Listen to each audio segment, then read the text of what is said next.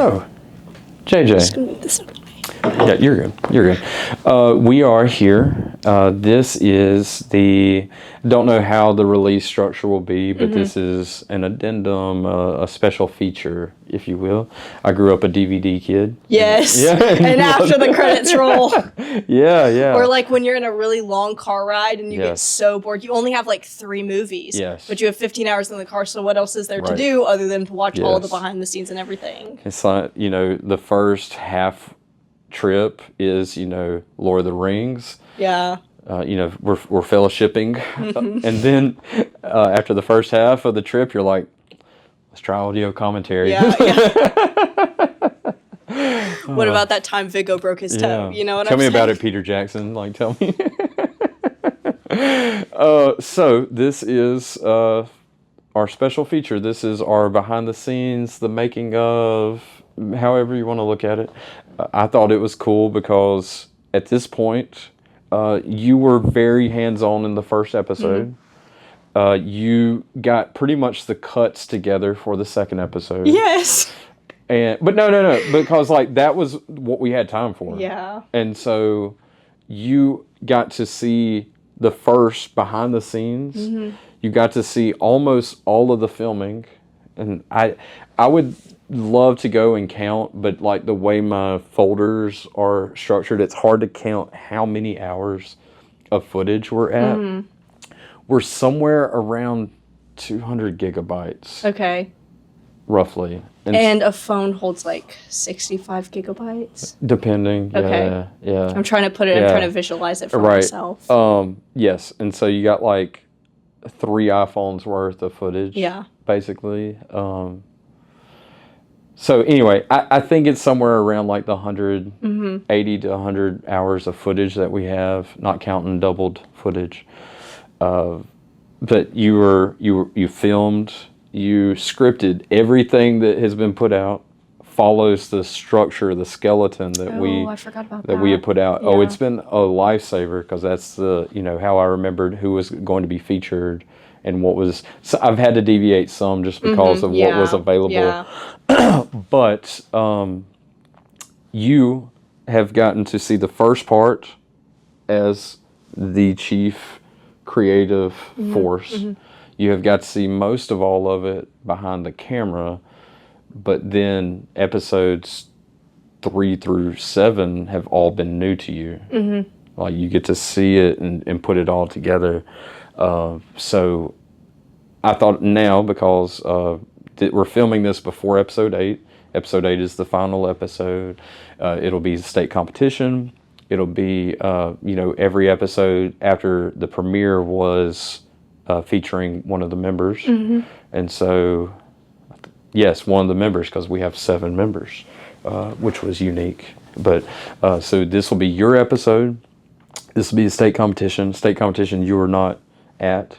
And so everything's going to be new. But I wanted to hear your opinion before you get to hear what the girls said about you and everything. I wanted this to be kind of a pure area.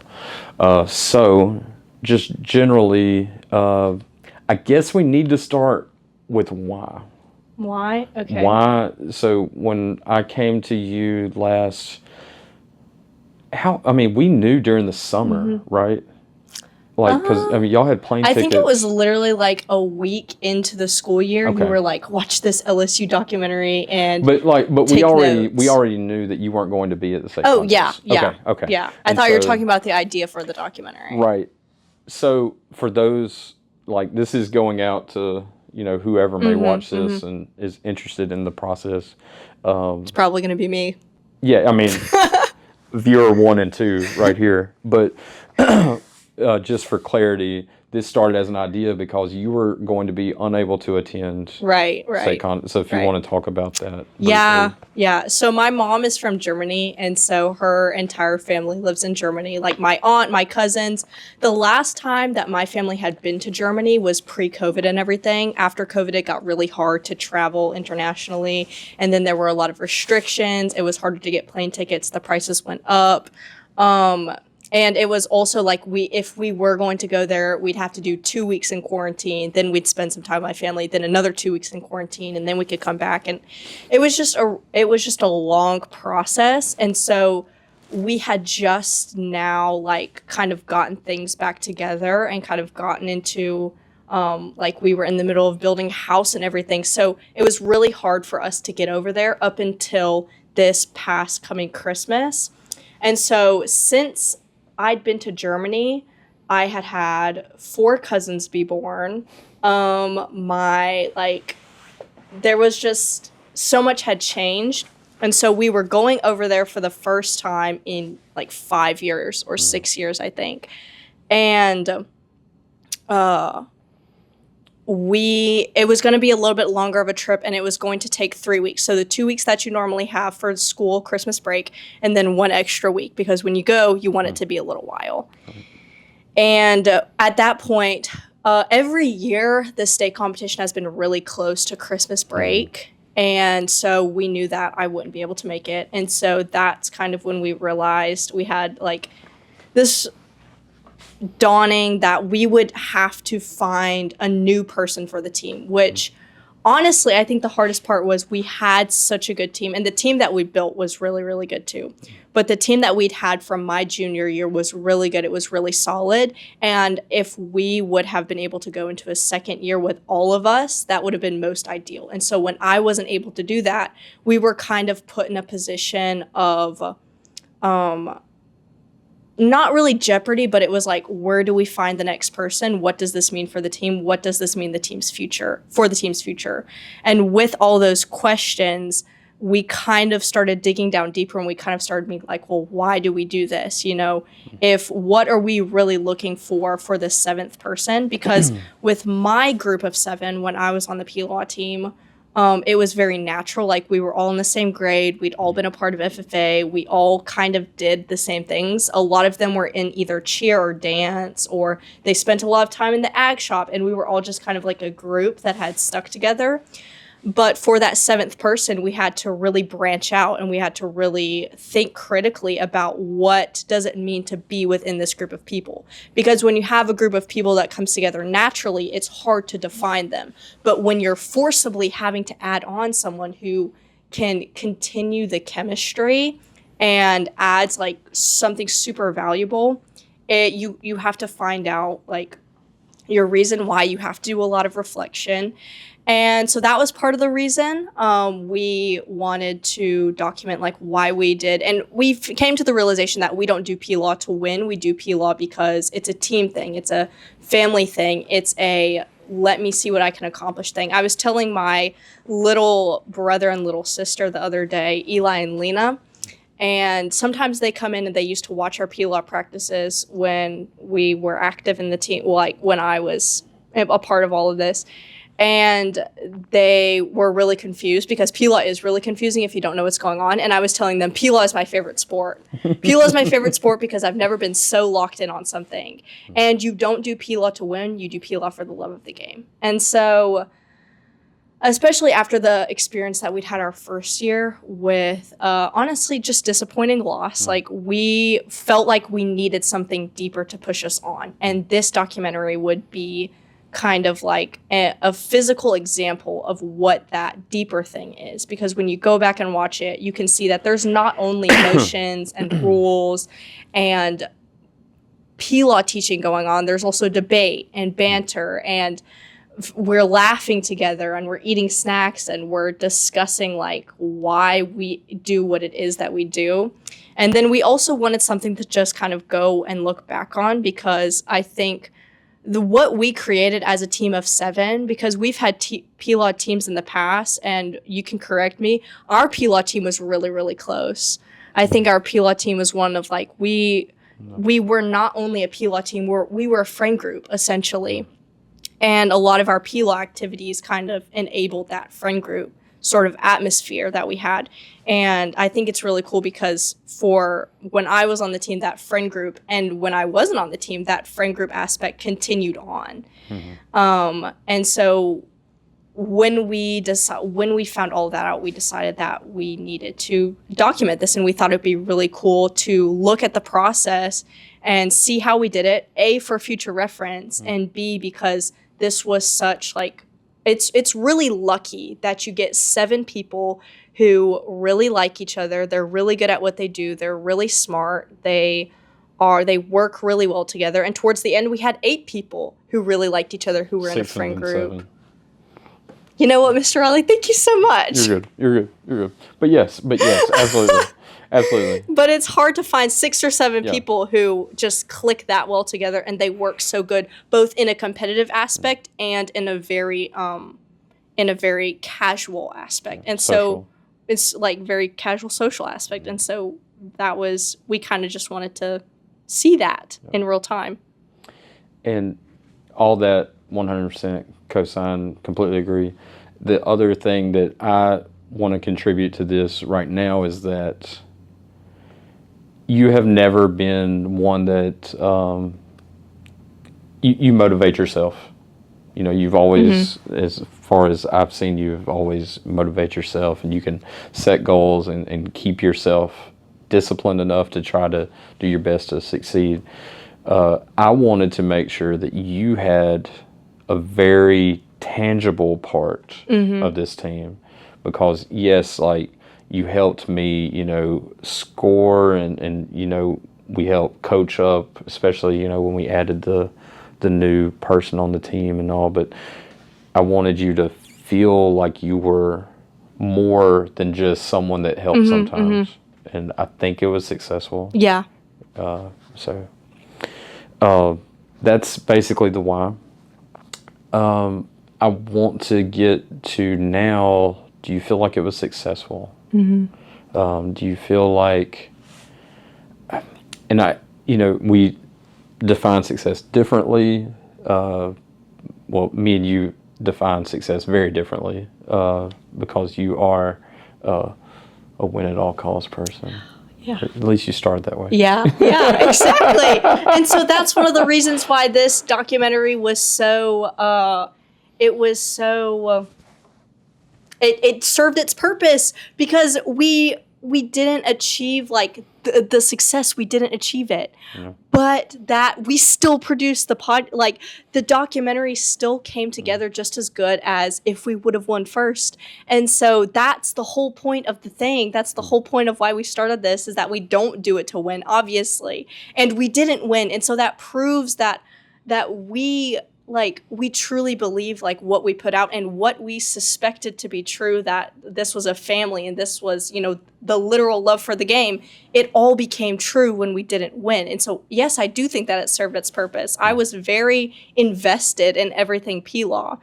I was invested during the practices, but I was also invested outside of the practices. And, you know, I was analyzing. I love to people watch and to profile people. And I was able to do that through especially that first episode. I was able to really take part in that and do that a lot through the production and everything. And like I said, it's the exact same documentary as if we would have won. There is no difference other than in the very last one, they call out second instead of first. Right. And that's literally the only difference. We still had the same bond. We still had the same debates. I think we were still really good at P-Law.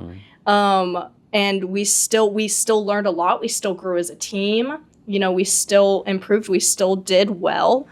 And so I think it totally served that purpose, and our results really showed that. I agree. Completely agree. I have a final question that I have one more question before the final question, and we can take this any way. But how was that day? Like, can you talk about the experience that you had, because you were 7 hours ahead of us? Yeah. I believe it's 7. Yeah. And you were 7 hours ahead of us, and so I feel like on my side that you knew almost due to a lack of information. You know what I mean? Because it was, you know, up until the moment, and then a lot of silence over crying over chicken nuggets on our side. Yeah. But could you just like explain your side of that day? Yeah. So going in, I already had like a strong fear that would happen. And honestly, I think getting second was like the thing that I needed, because I was like, I can't explain it, but I was like, well, I can just feel us losing, you know, which is so stupid. Like, it literally does not matter. And up to that point, I still, to an extent, define success as like the tangible things that you can win and the banners that you, whatever. Yeah. And I remember that morning, I'm going to be honest, I was kind of doubting. I think it's mainly because I wasn't with y'all. Right. I think I'm naturally not very optimistic. Well, and you can feel vibes. Yeah. Well, you can't feel vibes that you're not there for. Right, exactly. And also, it's kind of weird because you're experiencing the day ahead of us. Yeah, true. And the thing about being 7 hours ahead is you always forget that you're 7 hours ahead. Right. Yeah. And so I'm waking up, I'm like, this is the morning. This is the morning. Oh, they just went to sleep. Okay. Yeah. It's 1 a.m. there. Okay. Yeah, literally. Like, oh, they just went to bed. Okay. Yeah. They compete at 11. It's 4 there. Yeah. Literally. And so I remember getting up and I remember texting them, and I knew it was going to come in early for you guys. And I texted them like something super encouraging. And I was just trying to stay positive because I was like, I'm not there. And the thing about me is I'm very naturally pessimistic. And so I was like, I'm not, like, and I also have this thing where if I'm not there, then it won't go perfectly, obviously. Right. Which I've gotten so much better about, but especially then, I was like, you're a new person. Like, and it's honestly really selfish, because it's like, if I'm not there, then it won't work. Mm-hmm. Right. Selfish and also not true. This is almost 8 months to the day. Yeah. Like, honestly. Yeah. Because it was around the 19th. It was literally around this time. Yeah. Yes. And so I got up, I texted something really encouraging, and then I was just kind of like, well, now we wait.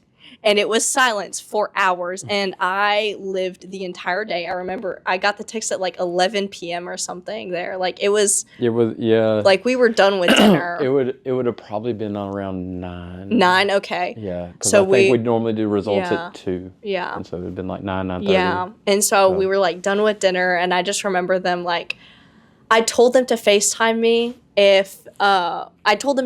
period. But I knew that if I didn't get a FaceTime, then we did not. And so I didn't get a FaceTime. And I remember I saw like a text pop up, and it was you. And I was like, yeah. It's always a bad sign when dad is the one. Yes. It's supposed to be a family group time. But the dad takes okay. I see. And so at that moment, like, it was sad. Very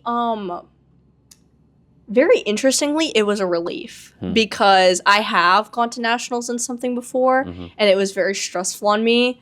And it honestly kind of made it unfun. And so there was a very small part of me that was relieved, because I was like, well, first of all, a lot of us would have been going to college. Right. And so we would have had to find a lot of replacements anyway. Mm-hmm. And that would have been hard. It was hard to find one replacement for our team. And like, she was awesome. We got really lucky. I don't think we could find 4 more Emily Graces. Yeah. Like, that would have been really hard.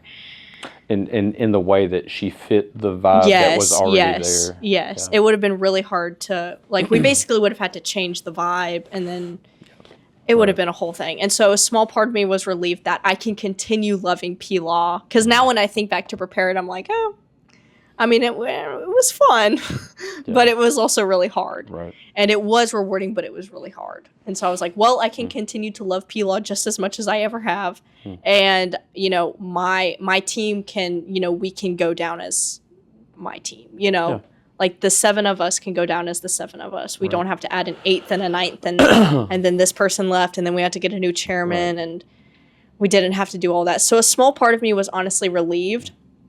And I feel like honestly, I mean, we did the best that we could do. I wasn't disappointed in us. I was just kind of like, well, I mean, that's the results. And and that's also kind of the day that I realized that winning actually, truly, for real, isn't everything. Like, it's not an act. It isn't everything.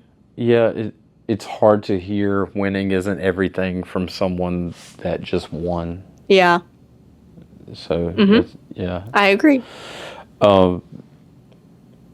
Next to last. This is the next to last question. That's what he said last question. Yeah, I did.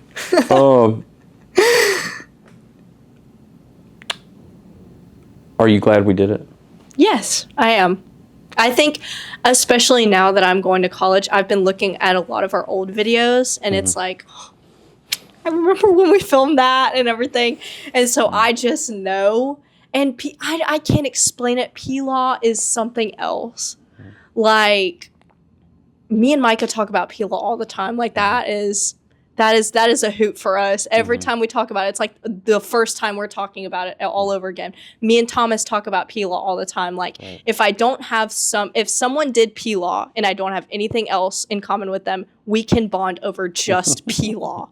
That's how cool and also diverse P-Law is, and that's how much you can talk about P-Law. Yeah. And not to say that the two people I mentioned I don't have anything in common with. Right. I definitely do. But that's that's me and Thomas are like, after P-Law practice, y'all, my brother never talks to me. My brother, if you have a younger brother and he just doesn't speak, it's normal. Mine doesn't do it either. And they're not broken. They don't need a factory reset. Like, it's just how it's part of the design, apparently. But he would talk to me after P-Law practice, and I'd be like, what? But it was worth it. And P-Law is just going to go forever down. And I just know I'm going to be able to look back on this and be like, yes, that was such a fun time. I enjoyed that so much. And you have something, it's like a home video. Like, you have something tangible to remember it by, and it's memorabilia for a time of your life that you're never going to be able to go back to. Oh. It's really sad.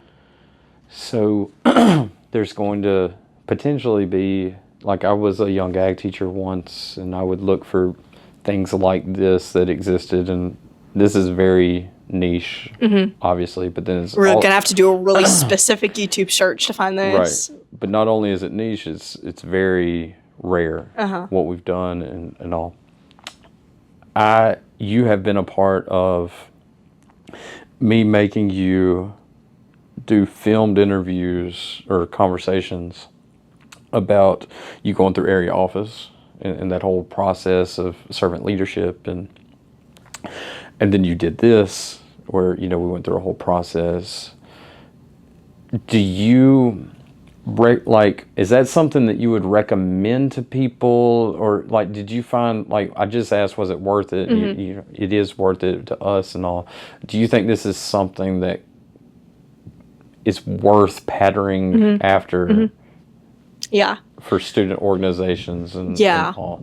So for student organizations, like, as an organization, I think it's really good, because a lot of times when you're in those organizations, especially like FFA, where it started out as like farmers primarily and men primarily, and now we're really geared toward agriculture as a whole, and we're geared towards everyone, young and old and college age kids, and now we're down to the 5th grade, and obviously men and women can join, and we're worried about getting it everywhere. When you do, especially if you're part of an organization, talking about it and doing stuff like this makes people realize just everything that your organization encompasses.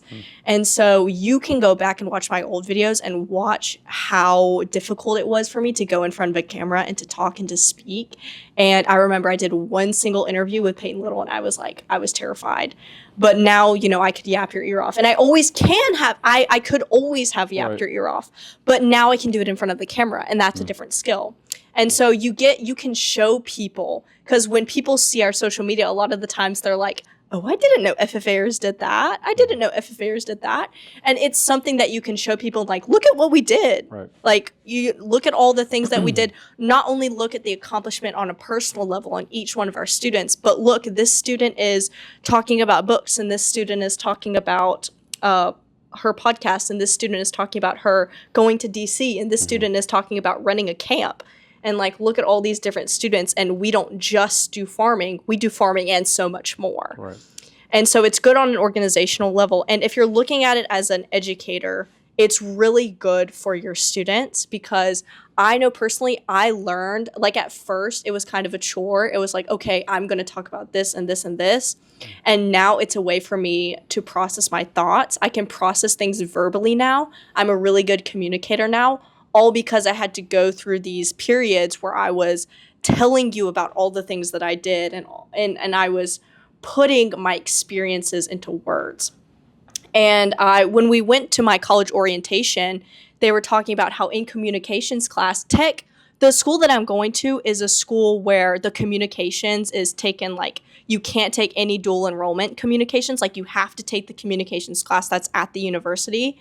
And at orientation, they didn't tell us, but they told our parents that it's because a lot of people are having, like, kids are having trouble, and people are prioritizing now just being able to communicate something. So the communications class now doesn't look like the communications class that you went through, Mr. Riley, because instead of giving, like, a proper speech, now a lot of times, apparently, they're just having you go in and talk about the things that you love, because they want to see that you can communicate something clearly.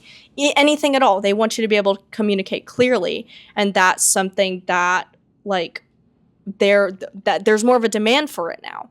And people are wanting that more in the workplace and even in everyday life, like when you're on social media and when you're, in your hobbies. The people who have the most following are going to be those that can communicate their hobbies and their interests very clearly. And so this is something that teaches you to do that, teaches you that vital skill to just take what's around you and put it into, like, verbal words and give it to the person that's watching, because watching and experiencing something are two completely different things.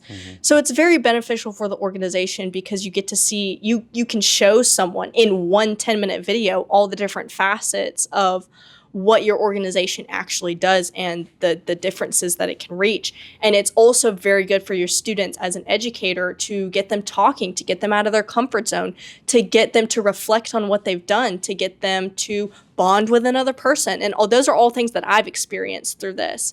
And so I would say it's very beneficial, and it's for everyone. Different versions of it are for everyone. Some people belong in photography. Some people belong in talking on podcasts. Some people belong interviewing other people. Some people belong getting interviewed.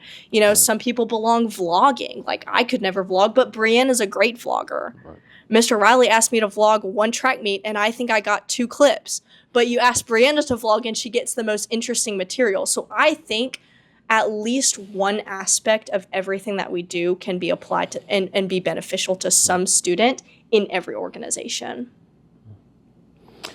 Well, that was kind of the parts I wanted to hit. Is there anything else that you feel like you need to say? Mr. Riley, are you satisfied with what we did in the documentary? Yes, very satisfied. There's always, like, shots that you wish that you had, and there's shots that I never wanted it to be obtrusive to anything that we were doing.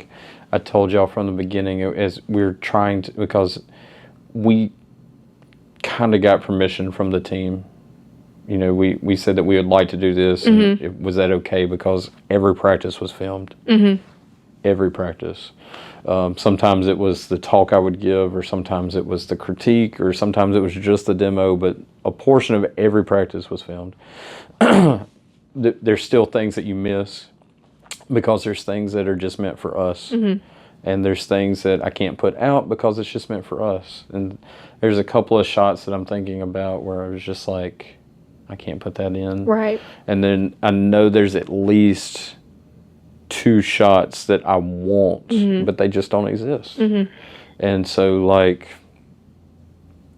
that side of it, I'm not satisfied. Like, you want that, especially the shots I want that don't exist. Not the other side, because, I mean, it's family. But the shots that don't exist, I mean, it's real life. Yeah. And so if you miss it, you miss it. Right. But as far as doing it, I think, honestly, the coolest thing that I've ever tried to do. It's the longest project we ever tried to do. Really. I think I'm going to put a supercut of everything, and I think it's going to be around 2 hours. Yeah. when putting all the episodes together. That's not counting this, but I think it was worth it. I think y'all, I'm getting these sweet messages from y'all after the fact, because I'll send you the link to your well, you don't know, but I'll send you a link to your episode when it's posted, and so it's like, hey, your episode's up, and then you get to hear things that your teammates said about you. Yeah, and we did it so sporadically. Really, I didn't know if they'd fully picked up on the fact that the other people are talking about them. right. Yeah. And so, especially the first or second episode, because we would get them in a room and we'd be like, just talk about Addison. Yeah. And then for Addison, we do talk about Mimi or something. Right. And so I didn't know if they ever picked up on all of these people are talking about me. And I think I'm going to do in this, just behind the door kind of stuff. But I think I'm going to put a extra interviews out, because there are some things that I just didn't have room for. Yeah. And I tried to not conform to a narrative so hard that if I like the shot, I try to find places for it, but there's just so much good stuff. Yes, I developed so much respect for editing and producing and putting stuff together going through this. I put together one episode and it took me forever. I could not get it together, and it was the most, I think it's probably the roughest cut episode that we have. It's so, I would not say that's the roughest cut. That one was the only one that we used multiple camera angles. Yeah. And that was the thing that made that one so long, and I realized there's no way I could put the time in to do multiple cameras for the rest of the show. And so episode 1 has multiple cameras. Yeah. The rest of them do not. Yeah, the multiple cameras really. I mean, it was... Because you'd have to be okay, which camera looks the best? And then you got to switch it, and then... Oh, Josie's talking. I have to cut to... We have to cut camera, to where Josie is. Yeah. Oh, it is so much respect. Highly, highly. So he'd be I finished an episode, and I'd be it's been 2 days. How did you finish an episode? But yeah. When I published the first one, yours... Yeah. I published the wrong one. Because, we exported 3 different ones or whatever. And so I premiered it, and I watched the premiere. And, leading up to the premiere, I had it loaded up on YouTube for a week or whatever. And I watched it once, and I was like, oh, man, there's a problem. And I took it down. I fixed that problem. And then I was watching the premiere, and during the premiere, there was a scene that was no camera, just audio. And so I had to pull it down right then, and I was so upset. That's probably the most upset I ever got during all of this. But no, I think it was a beautiful thing, and I'm really glad we did it. Me too. Yeah. So JJ, thank you for sitting down with me. Yeah, thank you for including me in this production, making this our production. This totally could have just been his production. No one cares that a 35-year-old can do anything. Yeah. Yeah. And this was... I'm getting up there myself. This was my idea, yes. Yeah. But then, you put the bones to it, and you, without your approval, it wouldn't have went farther. Yeah. And without you helping with everything that you did, because you helped so much on practice that I could take an extra 10 minutes, set up cameras and all that kind of stuff. So this was a partnership. It's a really fun partnership, Mr. Riley. Really fun. Producer high five. Producer high five. I've never been a producer. Now I can say I've produced a documentary. Yes. That's crazy. Crazy. But can't wait to put that one on my resume. They won't watch it. We'll give them the link. Yeah. I mean, but if they want to, it's there. That's cut. Good. I think that was beautiful. Beautiful. Do you think it was beautiful? I thought it was beautiful.